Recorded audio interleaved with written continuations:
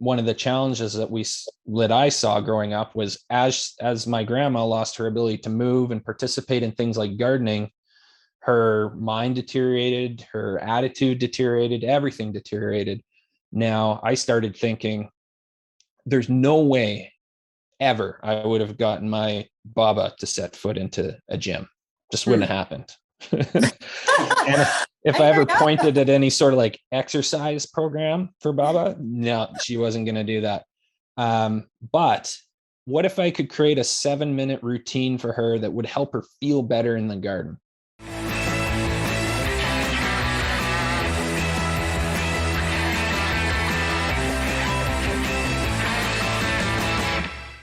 Happy New Year, everyone, and welcome back to The Deep Life, our first episode of 2022. We've got a very special guest today, Dan Tatton, on this episode. Dan wears many hats as a health coach, serial entrepreneur, and business coach. He has spent nearly 16 years as a health and exercise coach and personal trainer and a trained educator. He has always taken his love of helping others find success and found ways to create businesses around it. Now it's his mission to help others do the same. Dan is currently a co-founder in 3 companies, 7 Movements, 7 Days Healthy, and Change in 30. His company 7 Movements pioneered a unique exercise programming methodology that they call microdosing movement, which to them means breaking your exercise up into 7-minute blocks of movement throughout the day. This is a revolution from the traditional make it or break it strategy that most gym goers have, making exercise seem less intimidating to those that do not regularly exercise and or have pre-existing health conditions. Dan's worldview is all about abundance. From his perspective on health to his business philosophy, he seeks to show the world that everyone can be included in the health and exercise world and to lift others up through collaborations and partnerships in business. This interview was a ton of fun, and we hope that you enjoy it as much as we did. Hello, everyone, and welcome to the Deep Life podcast. Today, we've got a very special guest with us, another Dan. Welcome, Dan. Hi, nice to meet you both. Thank you so much for joining us. Dan brings a wealth of knowledge, a wealth of experience through his personal training expertise, his background, and his company, 7 Movements. And we are going to dive deep into all things health, fitness, and wellness today. Yeah, so Dan, thanks so much for being on the show. And I think just to start right off, let's jump into a little bit of a background and just kind of give people an idea of who you are and sort of what your training history has been like. Sure. Yeah. First of all, thanks for having me on the show. Very excited to be here. So my genesis in the, in the fitness space started about 18 years ago. I started out as a personal trainer in a big box gym. I was going to University of Alberta in Edmonton, Alberta, Canada at the time, and taking exercise physiology, strength and conditioning. So I got my degree in physical education, and then I went and got an education degree on top of that. But while I was going through school, I was doing some personal training at the gym, and I was kind of your classic, I'd say 20-year-old personal trainer at the time, like barking at my clients a lot and thought I knew everything and had a lot of ideas of how to quote unquote fix people, that kind of stuff. And then, just stuck with it throughout the years. Really noticed a significant gap that was that existed in the fitness industry, particularly, in my own sort of journey through fitness, is that I always got into this business thinking I was going to help people and wanted to help them achieve goals, be healthier, all that kind of stuff. And when you first start out in fitness, it becomes a lot about performance. So all of my early certifications were kind of around strength and performance and all that kind of stuff. Then I was sort of introduced to this thing called health coaching. Started following a gentleman by the name of Paul Chek, who's just a fantastic mentor from afar. Started taking a lot of his certification and training and stuff like that. So started to look at health and fitness a little bit differently. So the gap in the industry that I really noticed was that the fitness industry as a whole was just leaving a ton of people behind. And that's kind of what provoked me to start 7 Movements and create some new and unique ways of inviting people into the exercise space that I felt were being sort of left behind. That's fabulous. I can't still to this day get over how similar both Dan's. Yeah, such a familiar story. Listening to it's very much like just kind of coming up as like a young trainer, and my background was all in, sports and performance. And I was going to make everybody big and strong and everybody act. And there was such a disconnect. It was like what was natural to me and what I wanted for people wasn't necessarily what they wanted. And it took me a while to figure out as a trainer how to, focus on the client's needs, something that should be so obvious. But like you're saying, I feel like there's a gap in the fitness industry to begin with, where a lot of people get left behind and get lost because the people that become trainers do it because they love exercise and working out, and the people that need trainers because they don't love it. So there's a miscommunication there. And then a big difference for me was finding Paul Chek and his work as well. So it's interesting. Okay, so you're a Checky as well from back in the day. Yeah, that was one of the very first sort of, I guess, books that I read that sort of inspired this sort of not new way of thinking, but changed the way how I was looking at the industry, was How to Eat, Move, and Be Healthy. Yes. I was just going to say it's our Bible. Yeah. So just like a fantastic book. So that's interesting. Yeah. We've had the same. So yeah, I'm 18 years now into this space, and have transformed like my own way of thinking through it for over the past few years in really interesting ways because of folks just like Paul Chek, for sure. Yeah, absolutely. So you've obviously made, or it seems like you've made so many changes throughout the years, 18 years. I mean, that's almost 20 years of experience, and you've had to navigate your way. You touched upon a little bit, but I think this is really important for everyone to hear. We just want to get your perspective and your thoughts on how the fitness industry is failing people back then and still, unfortunately, to this day. Let me count the ways, and just so the audience knows, like I'm definitely not saying these things to like razz the fitness industry. I'm a part of it. But like the real like challenge that I've seen is twofold. One is that it doesn't serve the people who probably need it most. It doesn't provide a nice invitation into exercise for a lot of people. I grew up in the no pain, no gain era of, that was the slogan. What a silly slogan. When you think about it, if you're trying to invite people who are non-exercisers into this space of moving, it's like, oh, this is really going to hurt. And the only way you're going to move forward is if it hurts real bad. And the more it hurts, the better you're going to do. Like that messaging was a swing and a miss.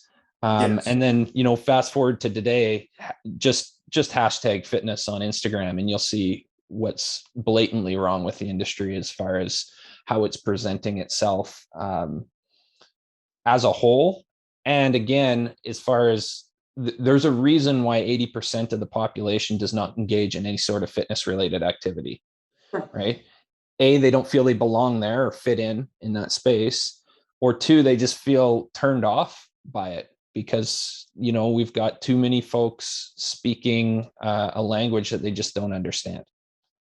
Absolutely. I couldn't agree more. Yeah. There's so many, exactly what you said. There's so many issues. And I think that's a huge one there. Is that like I kind of hinted at before, but there's this big gap and this miscommunication between the people that need the industry, and then the people who this industry is actually serving aren't the people that need it.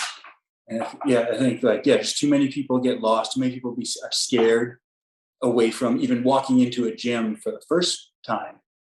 Yeah, I think it's really interesting because obviously I do not have my personal training certificate, but being with Dan for as long as I have and watching him go through that process and kind of his evolution, it seemed very similar to yours, Dan, because he was the same, wanting to get people bigger, faster, stronger. Like that's what it was. His mentality came from football.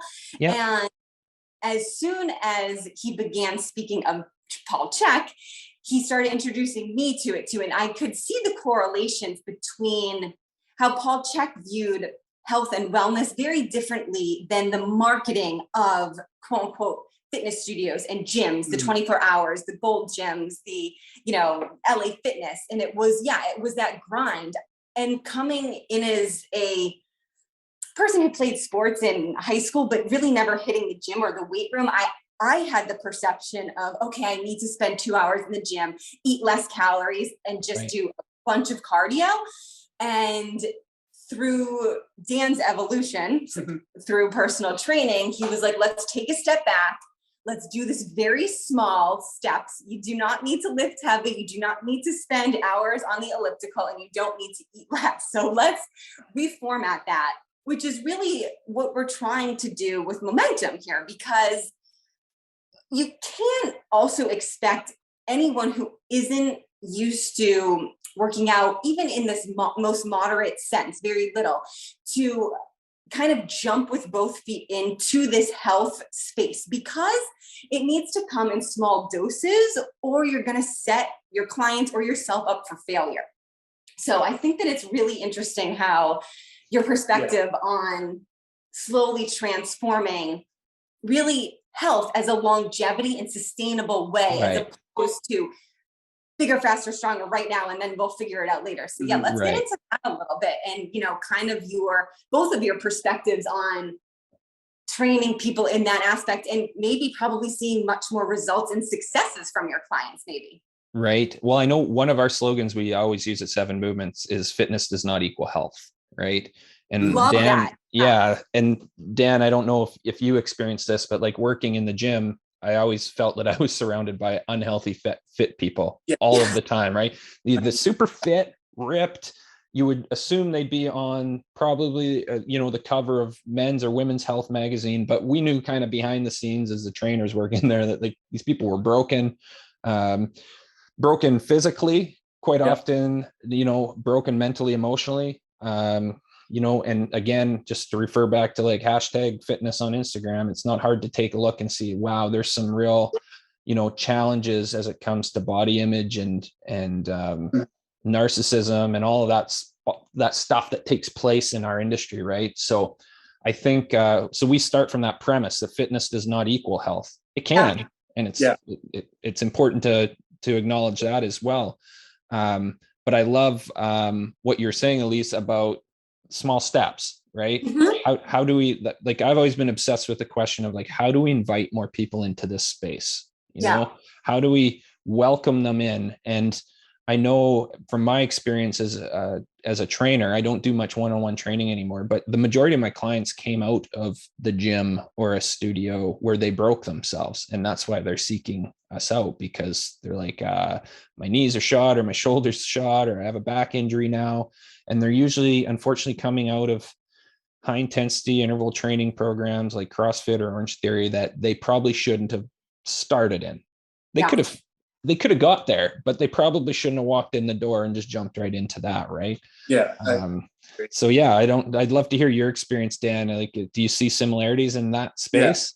Absolutely. So like coming up as I first started training, I was working in like big box gyms. And then I've like also kind of worked in a bunch of smaller, like personal training, like boutique gyms. And in both, like you see so many trainers who like you're saying, they're burnt out. They're like incredibly negative and like complaining all the time, addicted to like Tupperware containers of food and like protein cookies and that kind of crap. And it's weird. And it's almost like it's like there's this excuse, or it's like, oh, like it's healthy, like it's a protein bar, it's a protein shake, like this is healthy.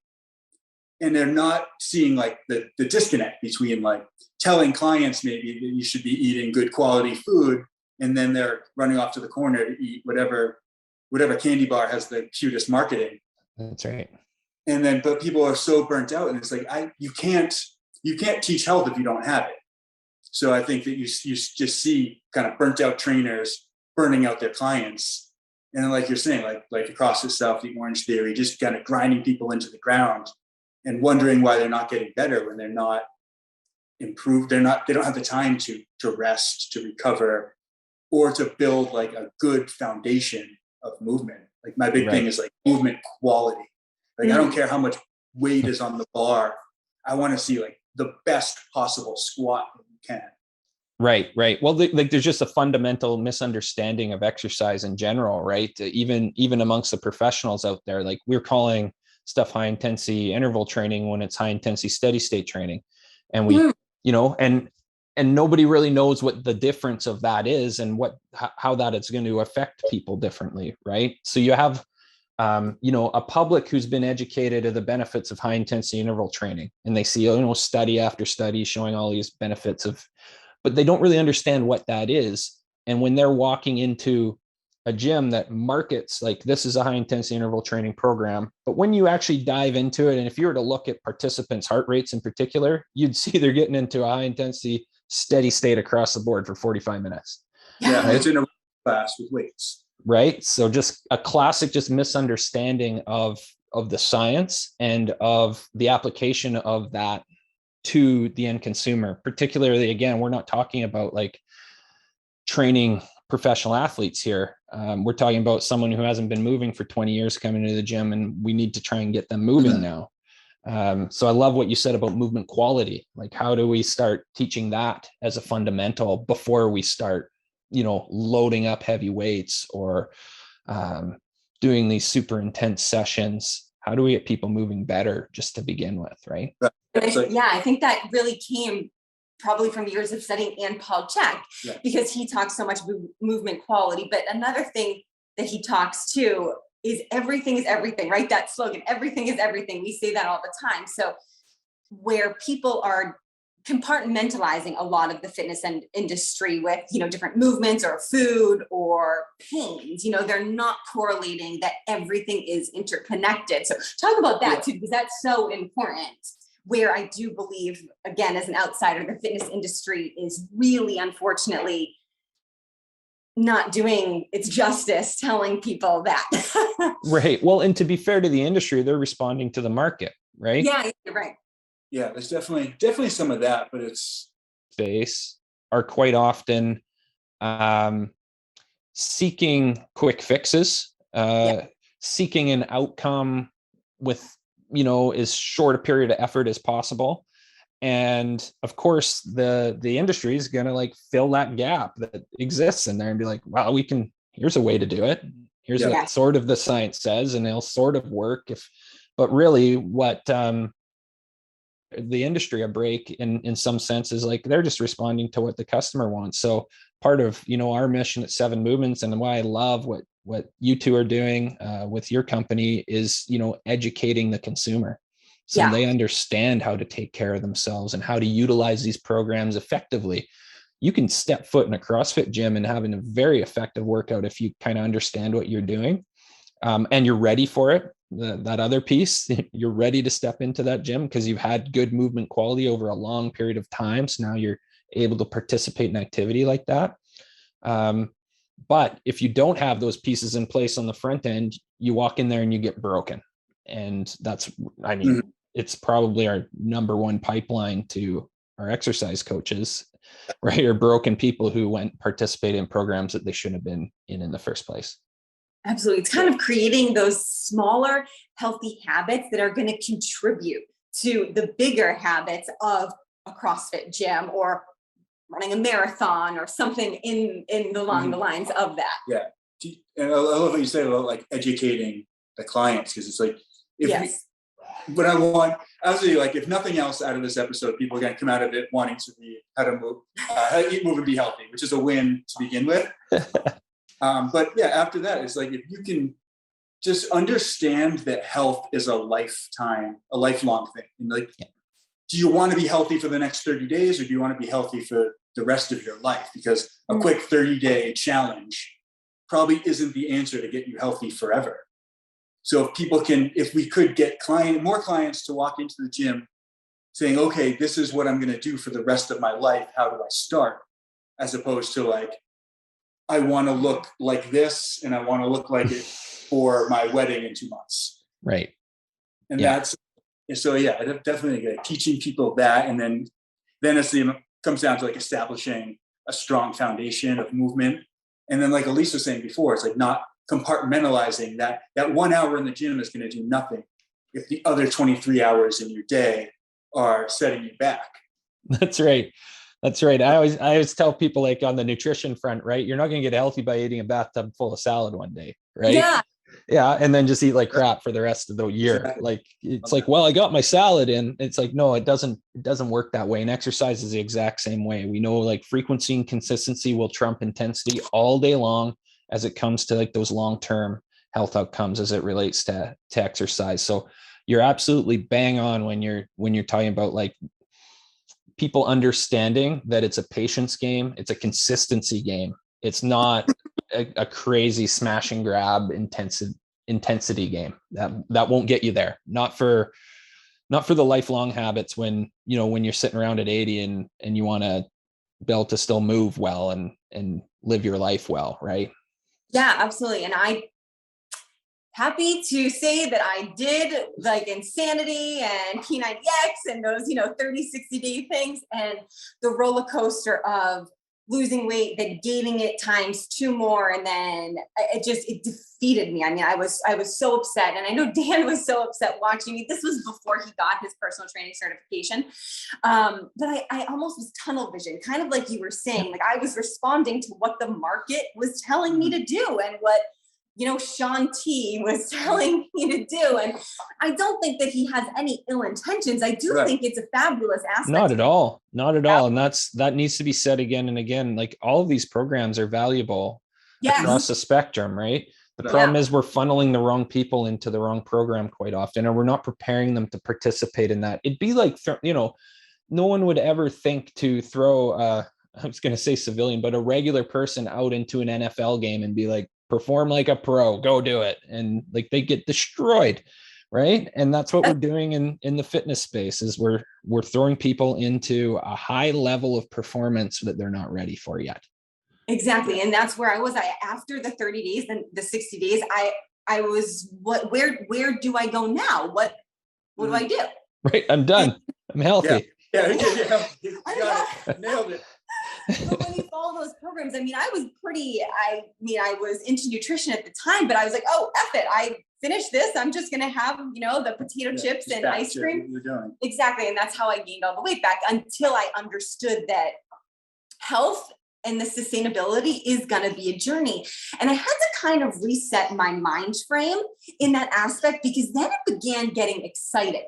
And that's really, I think, where we develop, the 7 daily habits, because as my mindset grew, I had to really shift it, which I think is something that, we're all trying to bring awareness to the fitness industry, that it's not just a cookie cutter box. It's not one size fits all. We can't fit a circle into a square, unfortunately. And when I began to shift my mindset and started adding a little bit of healthier, I want to say, habits, sleeping a little bit better, having a mindful practice, then it began to really change my body, even without intense training that I was doing. And then the light bulbs started going off, and that was the trajectory on moving forward.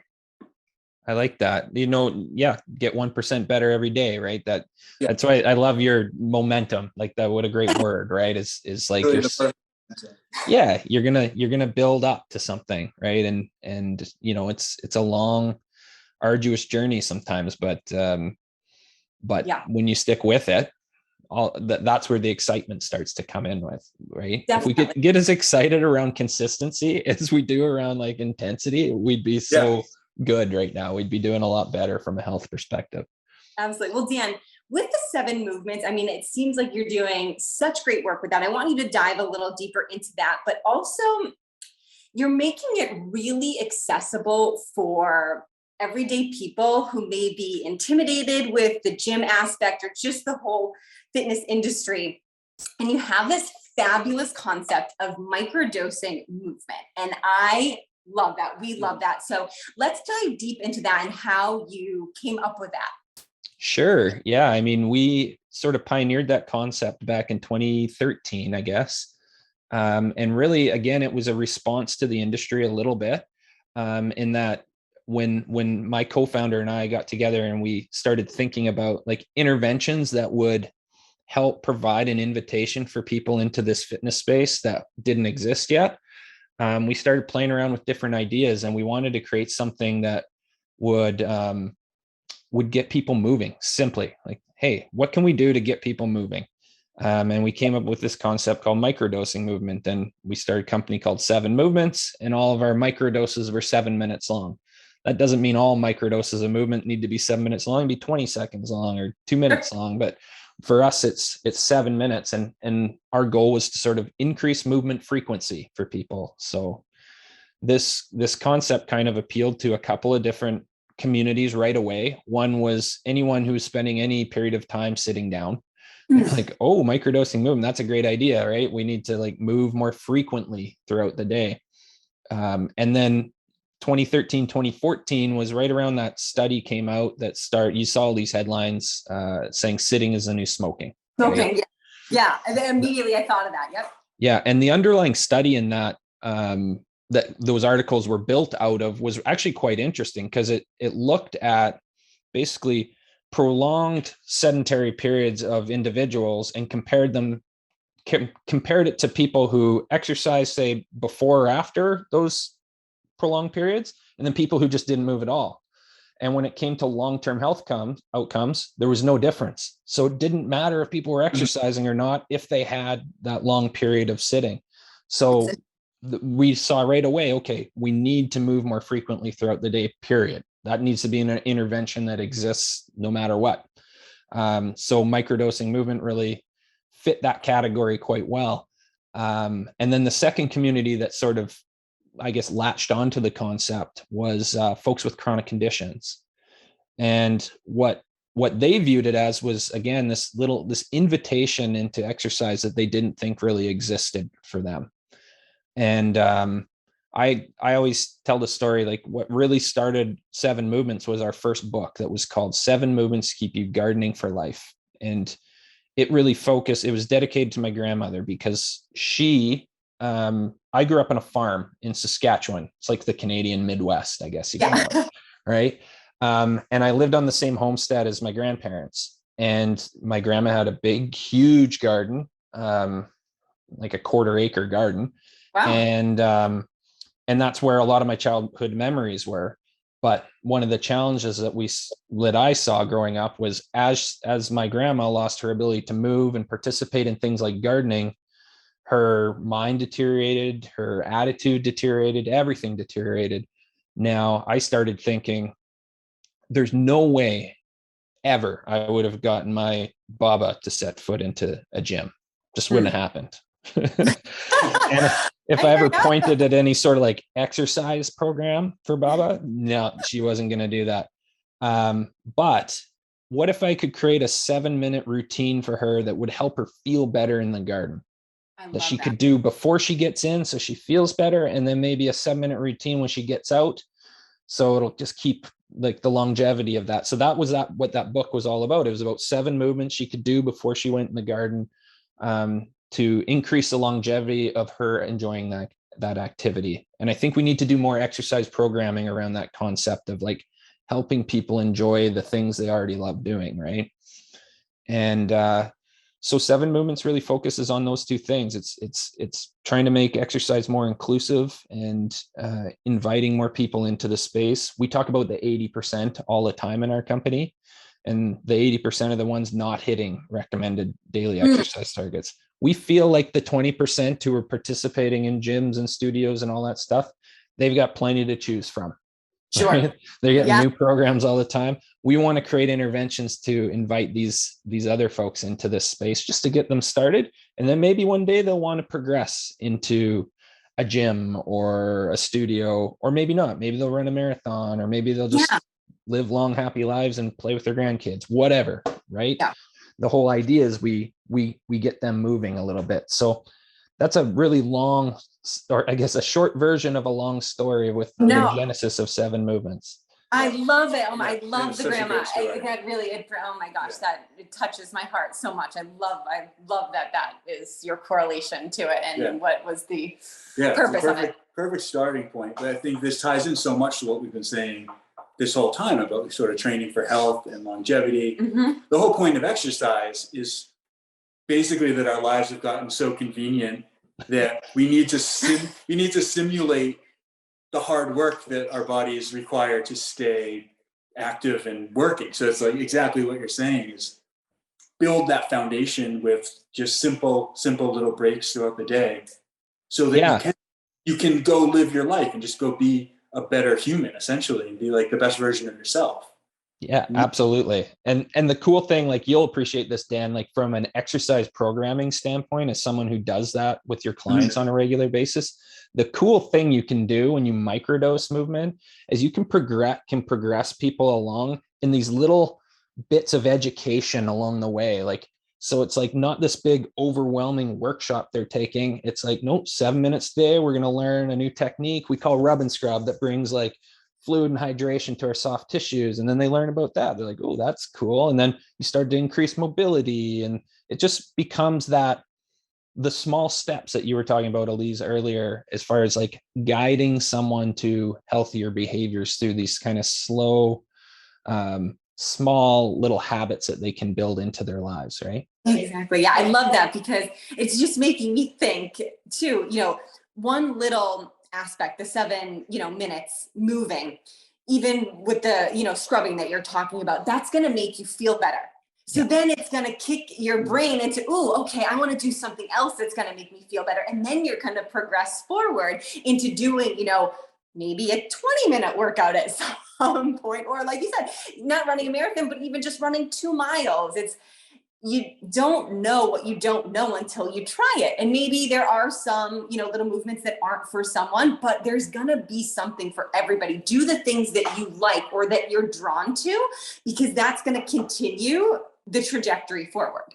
Yeah. Well, and what's one interesting thing that's happened more recently in the last couple of years is sort of the higher performance community has started to grab onto this idea of microdosing movement in kind of a self-care sense, because a lot of them work day jobs and they work in an office and they know like they want to perform at the end of the day. So they need to kind of keep frequently moving in order to have their body ready when they step foot in the gym, right? It always sucked for me as a personal trainer when my client came into the gym at like, 5, 6 o'clock in the evening. I knew they just got off of their desk job and they're thinking I'm coming in to like lift with my trainer. And I'm like, well, we got to spend like 30 minutes getting you ready. And they're like, what?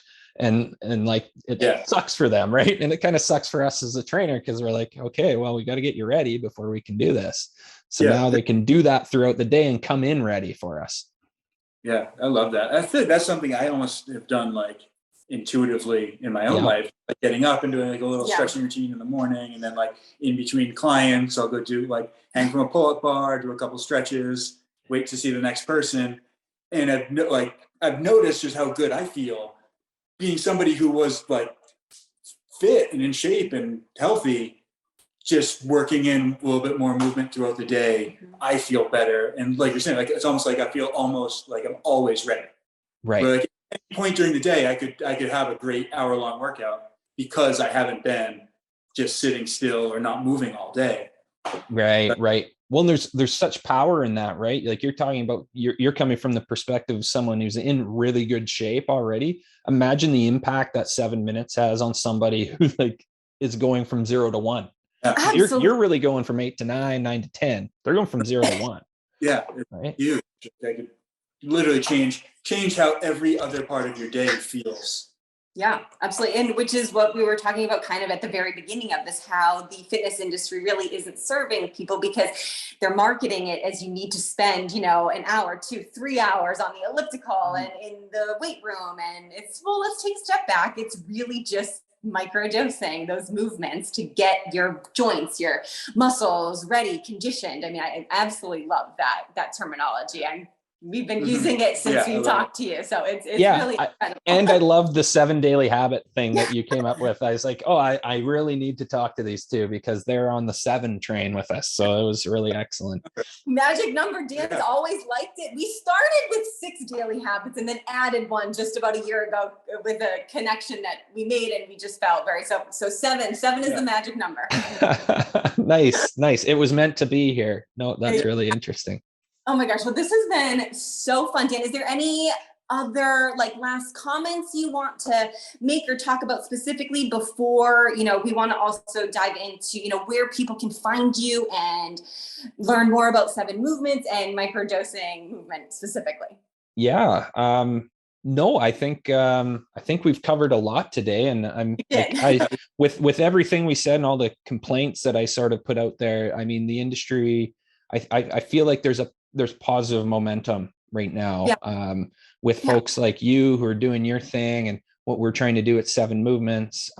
A great organization out of San Diego called Institute of Motion is doing some really great work in this space. And of course, Paul Check, who we've plugged many times in this podcast already.